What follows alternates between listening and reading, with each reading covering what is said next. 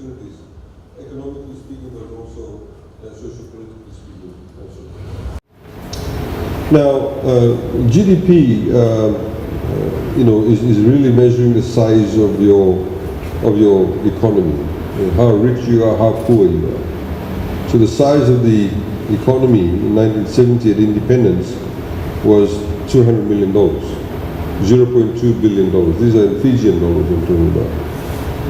Then, it took another 10 years to go up to 1 billion, another 10 years to go to 2 billion, another 10 years to go to 3.6 billion, and then of course another 8 years to go to 5.6. But then within 10 years it doubled, which is quite significant, from 5.6 to $11.3 million. And this is a result of the fact that we have 9 years straight growth of the economy. Now, which means that our GDP per capita, in other words per person, the income levels have increased. So you can see that this is the 9 years of growth, continuous growth. This is very low, of course, but this is when Cyclone Winston took place. But despite Cyclone Winston costing us a wiping of 1/3 of the value of our GDP, which is about 1.2, 1.3 billion US dollars, we still grew because of certain policy measures we put in place. So the result of this is why people talking about economic growth, consecutive growth, because it does give a lot of confidence. It also ensures that jobs are increased and the economy grows overall. You can see we went into negative growth here in 2009 when Mick took place. Not Big Meadows, but Cyclone Mick. This is of course the growth, projected growth for the next 3 years, and we expect that to grow even more. Again, unemployment, like I said, is declining, it's 4.5%. The job advertisements with the RBF actually does surveys off. You can see the number of jobs that are being advertised. And this is a good way of also measuring new employment being created, is new memberships to FNPF.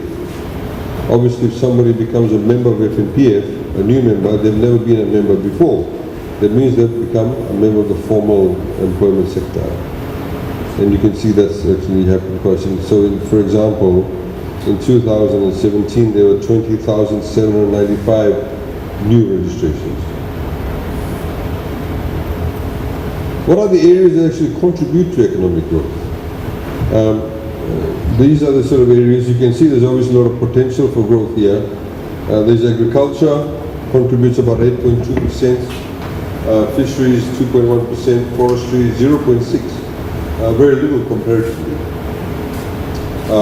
Manufacturing, by the way, agriculture also includes sugar, but manufacturing here, the sugarcane industry, manufacturing, construction, electricity, water, mining. And this is a very sort of consistent sector, which is the services sector. And we believe there's a lot of opportunities for us in the services sector. We have a young population, people's mindset towards what type of employment they want is changing quite dramatically. We have in fact more SIM cards in operation than actual population numbers. We have nearly over 1 million SIM cards in operation, and our population is only about 900,000. So people are very technologically savvy. We have over 500,000 Facebook users. So in the services sector, we think there's a lot of opportunities in the ITC sector. You can see the financial services, wholesale, retail, and I can talk to you later on about those areas. Now, what are the other economic fundamentals that we want to focus on? Total investments have increased from about 15.6% GDP, 2007 to over 20%. Interest rates have been very low for a long period of time. In other words, when the cost of credit is low, more people borrow, and they of course invest that. Our foreign reserves is about $2 billion, Fijian $2 billion. A lot of people don't understand foreign reserves. Nearly everything we have, we use in Fiji that you are wearing comes from overseas. So when it comes from overseas, you need to have foreign currency to buy those things. They don't sell it to you in US dollars. So that lady there is holding a phone, she's holding a bag, she's wearing a jeans, she's probably got gel in her hair. Everything that she has comes from overseas. So when they sell it to us, they don't sell it to us in Fijian dollars, they sell it to us in US dollars, Japanese yen. euros, etc. So you need enough foreign reserve. This is why we keep on talking about increasing our exports. So when tourists come, they bring foreign dollars, and that builds up the foreign reserves. Inflation has been stabilizing for about 4.9%. One of the major contributors in any country that contributes to inflation significantly is fuel. Because if you import fuel, you actually have absolutely no control over it. The price of fuel, or crude oil as they say, only last year was about US $32, $38 US dollars a barrel. Today it's over $80 US a barrel. So obviously that has a huge impact on us and various other countries. Just very quickly, the levels of taxation. Some of you are old enough to know that if you earn more than $600 between 1974 and 1995, you pay taxes. Today, you don't pay any tax until you earn $30,000. Corporate tax used to sit at 35%. Today, corporate tax sits at 20%. Our tax revenue, of course, is increased. And when tax revenue increases, we are able to then, of course, spend more money. This is how we're able to afford the roads, bridges, jetties, electricity. This year alone, we're spending $50 million in rural electrification, connecting people to the electricity grid. So our expenditure has been targeted. As you know, that we're spending a lot of money on infrastructure, improving connectivity, both physical and digital, getting roads, human capital development. Digital, of course, is building in that space too. We have Wi-Fi hotspots. A lot more people have access to mobile telephones. We're setting up the government e-governance portal. You can access government services through your phones.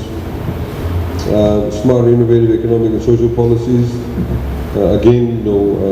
Social policies, talking about social welfare, people with disabilities now getting allowances, people who, for example, can go to the bus at half the price, those who are over 60, and of course disabled people. School children, we spend over $20 million a year just subsidizing bus fares for children. And of course, free education, quite significant. And one of the things that you have seen, if you look at our policies, in particular our tax policies, nothing significantly has changed after we did the initial, the revolutionary change in the taxation system. We've kept it at that. Because the moment you start chopping and changing year in, year out, it leads to inconsistency. People then don't feel confident. In the same way, when you start playing a game, you want to know the rules will remain the same throughout the game. And that's what people look for.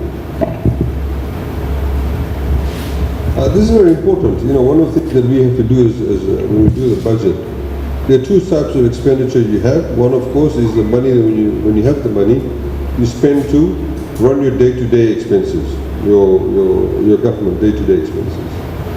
Paying for the civil service. We've come here, we have to pay for the hire of the whole of this place.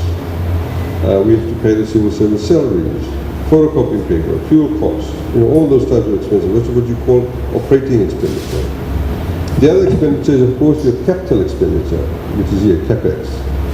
And that is the money that government spends to build things, roads, bridges, jetties, health centers, schools, etc. Capital expenditure, of course, is different to operating expenditure. Operating expenditure is, once you spend the money this year, you've got nothing to show for it. You paid the salaries, you paid for the toilet paper, the photocopying paper, the fuel, and all of that. There's nothing to show for it, except that you actually got the service. Operating expenditure, if you spend money, for example, building a health center, then of course the health center will be there the next year after that, the next 10, 20, 15, 20, 30 years. That's the difference. So, in the same way with your personal expenditure, you have your day-to-day expenses, but if you set aside some money to buy a car, then you've got an asset. Set aside some money and you contribute some of your own money and get a loan and you buy a house or build a house or do an extension to your house. That's what you call a capital expenditure. So a government's objective should be always to reduce its operating expenditure, put more money into capital expenditure. You can see, for example, 2006, the total amount of money that was allocated for budget that year, 85% went into operating expenditure. Only 15% went into capital expenditure. Today that permutation has changed. We're spending 59% in operating expenditure, but 41% in capital expenditure.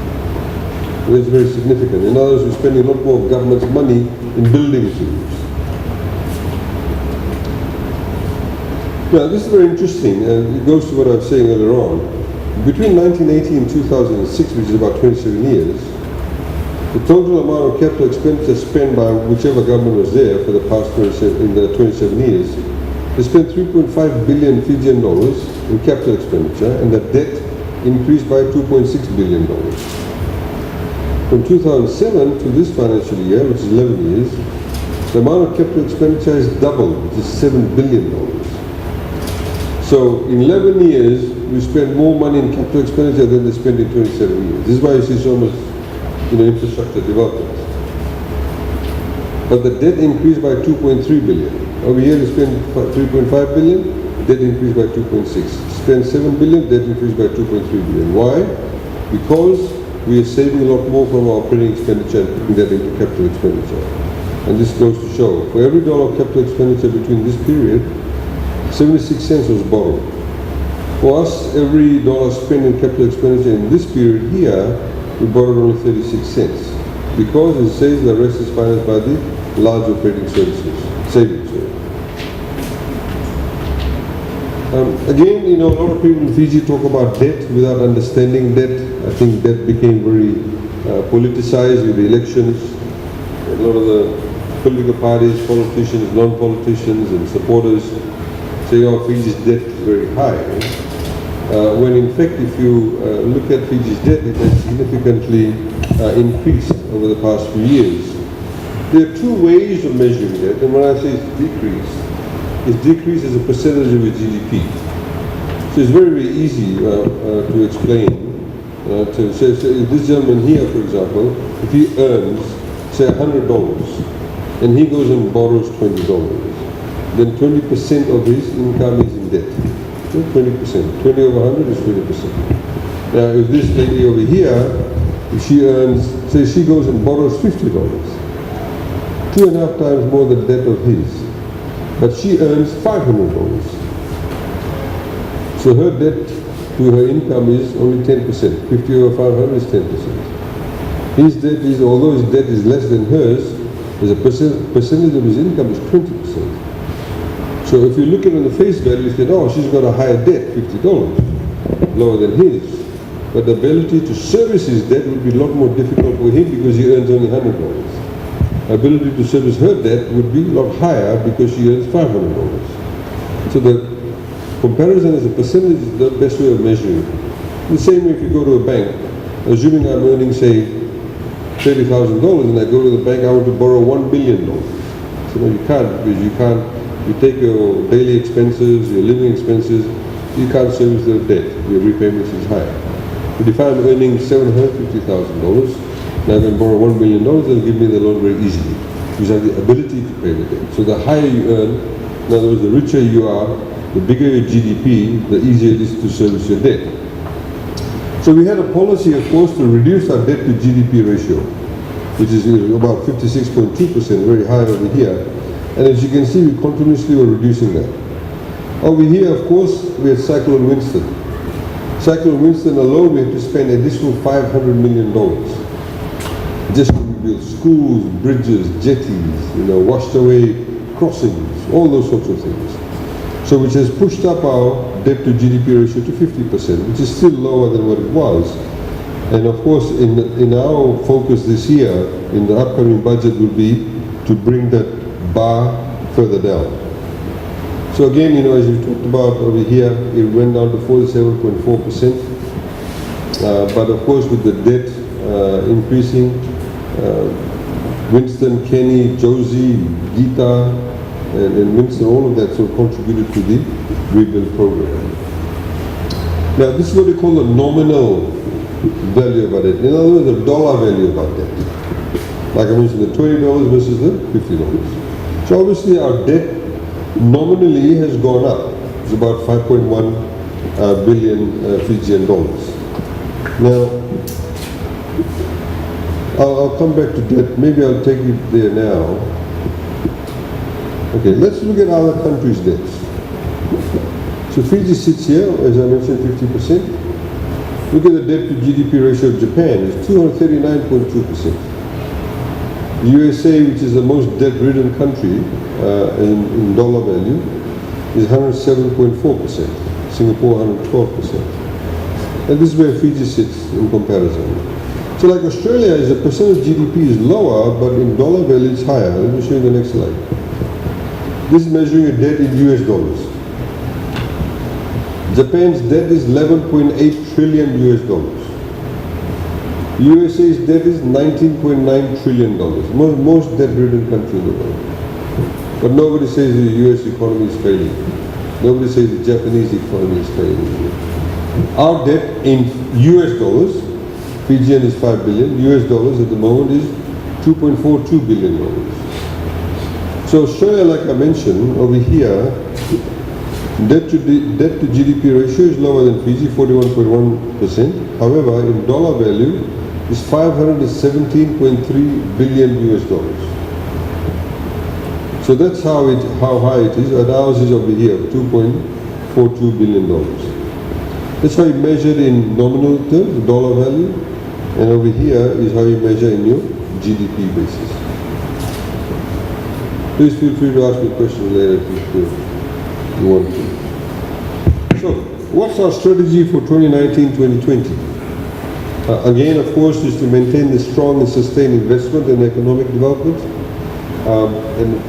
What we are saying now is that this is like our second wave of economic development. We've sort of cracked the glass ceiling for the first stage. We now want to get into the second stage, which is again the more sophisticated approach to the economy, value adding, make sure we unlock more shackles to get more liberalization within the economy, so more private sector growth, encouraging more growth of Fijian businesses, and of course ensure that we have inclusivity, empower all Fijians. For example, things like even the Itaukea Land Development Fund that we set aside. Many of these lots of land are now being developed. So when it gets developed, these landowners, for example, get access to the lease money directly themselves. They don't have somebody else to go through. But it also means that more land is available. Landowner gets market rates. When more land is available, people get 99-year leases. They want to build. When they want to build, what do? They hire people to work for them. When they hire people to work for them, they pay them salaries. When they pay them salaries, these people have money in their pocket. They go down to the shop, they spend the money. We collect the VAT. And it creates what we call economic activity. That's how it works. So people don't understand that. A lot of issues are politicized, but they don't understand that when we talk about the economy, you need to get rid of the politics from it. Of course, as we said, a lot of the rebuild is now coming to a completion, so our fiscal deficit will be gradually reduced. Maintaining low and attractive tax rates, we need to continue to streamline taxation process. We constantly talk to FIRCUS to try and tell them to streamline the processes, become more customer friendly, business friendly. But of course, at the same time, they need to ensure those people who are evading tax, they need to comply with the taxation rules. There are many, for many items, we reduce the duty or given duty concessions. We find it's not passed on necessarily to the consumers, and that's an area that we want to continue to focus on. Continue infrastructure development, again, continue funding towards provision of clean water, access to electricity. Also includes, services. You saw the Honourable Prime Minister. He was in Kayasi a few days ago, opened up a legal aid office, birth deaths and marriages, put up a mortuary in Bukuya. Just think about it. Before, when people used to die up in the hills there, to bring the body, they had to pay money for the carrier, number of hours, come down to Singatoka, put it in the mortuary, then when they want the body, hire another carrier, go back up. That's the amount of time they probably could have done doing something else. It's obviously convenient. It's good to have loved ones close by. It's a productive capacity we're increasing. It's creating efficiency. We're building, I think, in excess of about $15 million worth of a hospital in Kayasi. They'll do surgeries there. Those people don't have to come down. If they've got health, facilities available next door, they get well quicker. Increases productive capacity. When a child is born, you don't have to go around to Lotoka or somewhere to register the child. You do it in KSC. When you need legal aid services, you do it in KSC. Similarly, Senganga, LTA open an office, BDM, and legal aid, Tavuni, same thing.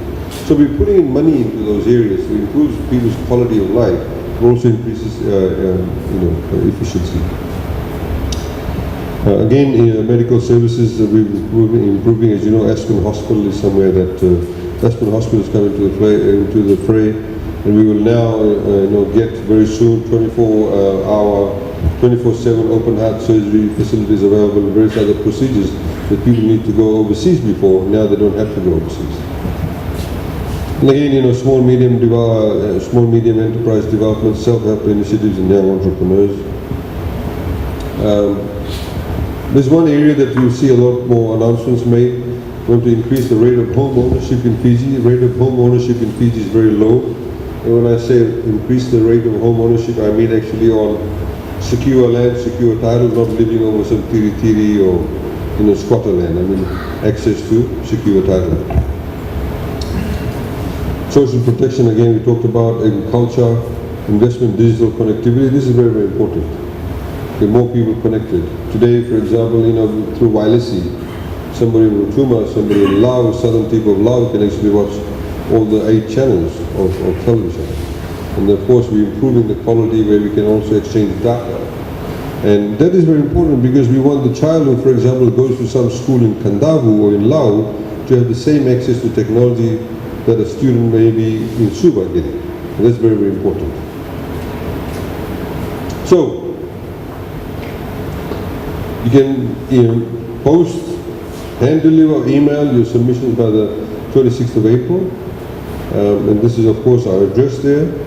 And this is if you have any queries, you can email it over here. We've had people who've come back after the submissions, come back to us and said, look, I want to ask you this question. You're most welcome to do that.